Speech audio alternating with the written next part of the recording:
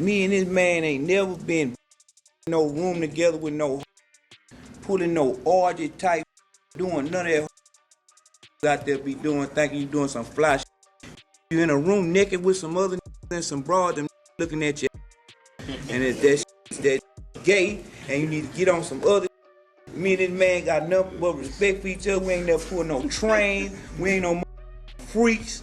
We some family men. We getting this paper. They're owned by gay. I happen to think there's a gay mafia in hip hop. Right. Not rappers. You know, the editorial presidents of magazines. Sure. The PDs at radio stations. The people who give you award at award shows. This is the gay mafia, my man. Right. Like, you know what I'm saying? They are in power. And then, yes, it's very effeminized, but be very clear. There were lots of homosexuals in hip hop back in the 80s too. You know, that was you know, what's worse, you know, hip hop wearing skirts or hip hop being closeted and having a plethora of kids to prove manhood that, you know, and denial of something that you shouldn't have to deny, which is your sexuality. There's been a lot of talk lately in the media about the DL rappers, and now fans are digging up old Pimp C interviews where Pimp called out these men who are living a double life and putting on a fake tough guy persona in public. Now, for those who might not know, Pimp C wasn't just known for his bars and influence in the southern rap scene. He was one of the few who weren't afraid to speak his mind, especially when it came to calling out hypocrisy in the industry. And one thing he kept mentioning was that there were rappers on the DL who were acting tough, being over-the-top aggressive, putting their hands on women, and even targeting young men to victimize them, all because they're too scared to live in their truth. Pimp C saw a pattern in the industry that most people weren't talking about at the time, and he felt some rappers were overcompensating to fit this hyper-masculine gangsta image. Now, he didn't say any names directly, but he definitely hinted at some big players in the game, and you already know everyone is convinced he was talking about Diddy. That in the closet, yeah, you in the closet. You know what I'm talking about? You a homosexual. You know what I'm talking about? I ain't got nothing against you, but don't be trying to pause in the pussy population with your old sick. So now with all this drama surrounding Diddy, Pimp C's comments have resurfaced once again. And people are saying Pimp tried to expose Diddy years ago, with some fans even speculating that Pimp was unalived for it. There were a lot of things that didn't add up about Pimp's death, and his fans never bought the official story, which claimed that Pimp passed from an OD cough syrup and a pre-existing sleep apnea. So was Pimp C really trying to give us a warning about this hidden side of the rap industry? And does Diddy's name coming up again and again mean there's more to Pimp C's sudden death than meets the eye? Let's dive in and find out. A lot of fugazi man. You know what I'm saying?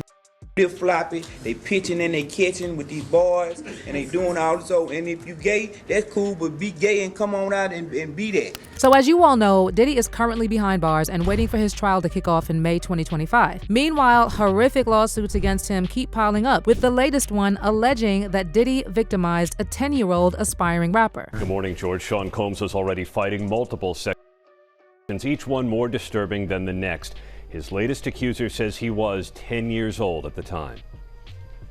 This morning, a California man alleges he was 10 years old when Sean Combs him during a 2005 visit to New York. He was trying to break into the music industry, and a civil lawsuit says his parents left him with a consultant who brought him to meet Combs. The lawsuit says Combs complimented plaintiff on his rapping and told plaintiff that he could make him a star. Then the lawsuit says Combs abruptly pushed plaintiff down and said words to the effect of, "You have to do some stuff you don't want to do sometimes," before forcing him to perform a sex act. Honestly, if even a fraction of all these allegations are true, Diddy deserves to rot in prison for the rest of his life. People are now calling him an actual demon, saying he's wreaked havoc on countless lives, women, men, and children. And while the rumors about Diddy's sexuality are what got folks talking at first, let's be real, that's not what's troubling here. The real problem is the pattern of alleged mistreatment and manipulation, and how men like Diddy seem to use their influence to control and harm those around them. Now, to be clear, someone being on the DL doesn't make them a criminal. Plenty of DL men from all walks of life live their truth quietly without hurting anyone. But for some in the hip-hop world, it's a different story. See, when it comes to rappers who might be hiding their true selves, things can get dangerous. The pressure to maintain a fake hard persona can lead to some toxic behavior. So instead of living authentically, certain rappers go above and beyond to keep up this hyper-masculine gangster image. And often, they take that pressure and frustration out on others, overcompensating by getting violent or aggressive just to maintain their tough guy facade. And it's not just Diddy. There are apparently quite a few men in the entertainment industry who are rumored to be on the DL but hide behind a public mask of aggression and violence to protect their image. And they go out of their way to intimidate, or even ruin the careers of those who get too close to exposing them. And one of the first ones to speak out against these men was none other than Pimp C. In one viral interview that's now making the rounds again, Pimp and his UGK bandmate Bun B called out rappers who get into some weird stuff in the bedroom just to hide the fact that they prefer men. People, I won't even say a group. It's the only reason two men can really call themselves friends or partners or homies. Can't start with lies, you can't build on lies, and you know what I'm saying, when it's all over, you know what I'm saying, can't be no lies a part of it. Everything between me and him, regardless of how we may deal with everybody else, I'm 100 with him. He 100 with me. That's the only way we gonna make it. And from the beginning, it's always been we. It ain't never been. And watch this, Bun. I'm gonna say this too. You out there think this cool, but it ain't cool. Me and this man ain't never been in no room together with no pulling no orgy type doing none of that shit you niggas there be doing, thinking you doing some fly. You in a room naked with some other niggas and some broad that looking at your ass. And it's that gay, and you need to get on some other. Me and this man got nothing but respect for each other. We ain't never pulling no train. We ain't no freaks. We some family men. We getting this paper. You know what I'm talking about? And I had to put that out there, Bun, because a lot of fugazi shit, man. You know what I'm saying? These flip-floppy, they pitching and they catching with these boys. Pimp then clarified that the issue was not these men being gay. It's the fact that they are putting on this fake persona and doing the most to prove their masculinity. And they doing all this, and if you gay, that's cool, but be gay and come on out and be that. Don't be in front of us and acting like a straight up G, and then you get over here and you letting these boys bust up your back. But you know, it gonna come to the light. And yeah, I wanna put that out there, man. This man ain't never seen me naked. I ain't never seen him naked. We don't desire to do no shit like that. We ain't going out like that.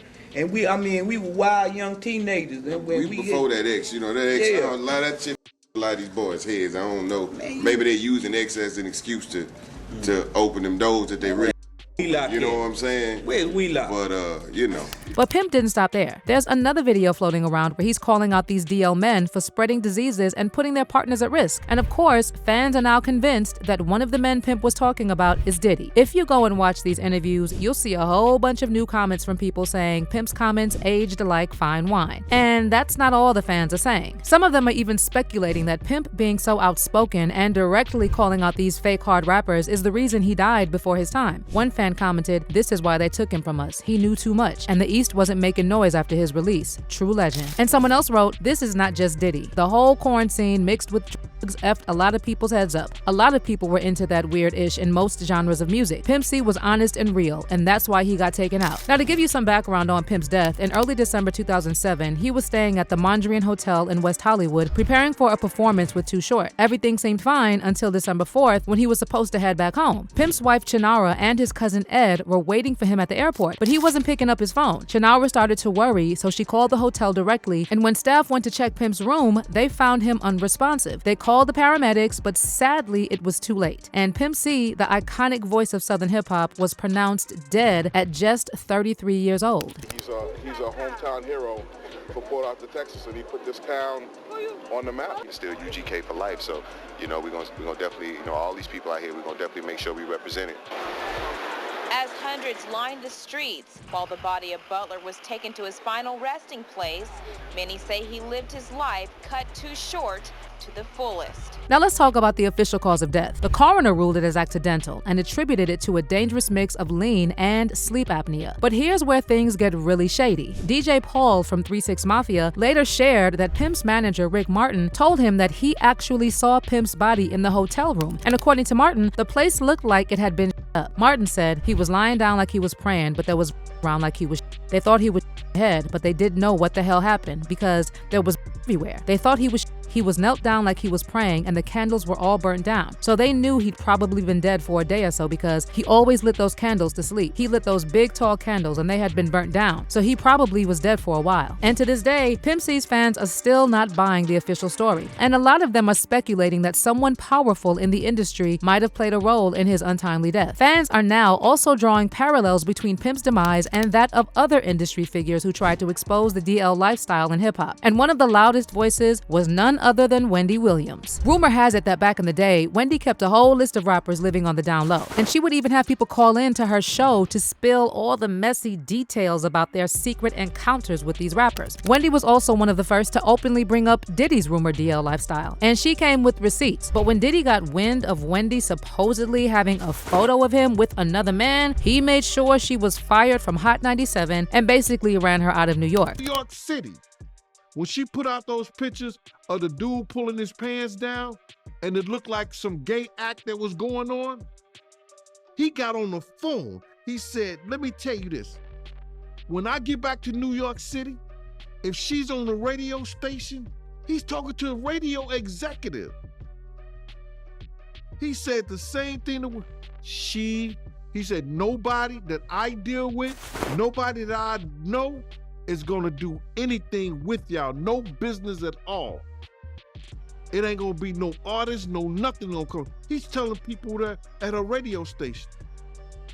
When we got back to New York City, Wendy Williams was in Philly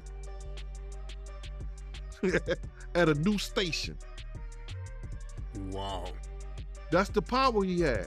And then Jaguar Wright also recently reminded everyone that Wendy was the first to call out Diddy and other homo thugs in the industry. And according to Jaguar, Wendy paid a huge price for being so outspoken. Is that him or is that people Shout around? out to Wendy Williams,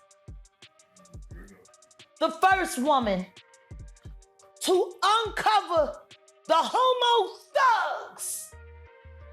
That's what these down low bitches was called when Wendy first started talking about it in the 90s, the homo thug.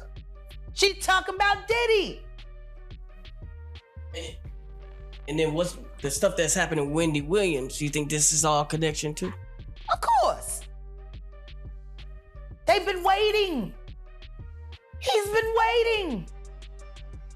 He was waiting for Kim. Remember? He was waiting. The casket was ready. She was literally casket ready. So with people like Pimp C and Wendy Williams facing sudden downfalls, whether through tragic losses or mysterious health scares, it's no wonder fans are questioning if there's a hidden agenda to silence anyone brave enough to expose these so-called homo thugs in the industry. But what's your take on Pimp C's comments about undercover rappers? And do you believe he was really taken out for refusing to stay quiet? Let's hear your thoughts in the comments below. And stay tuned for this next video.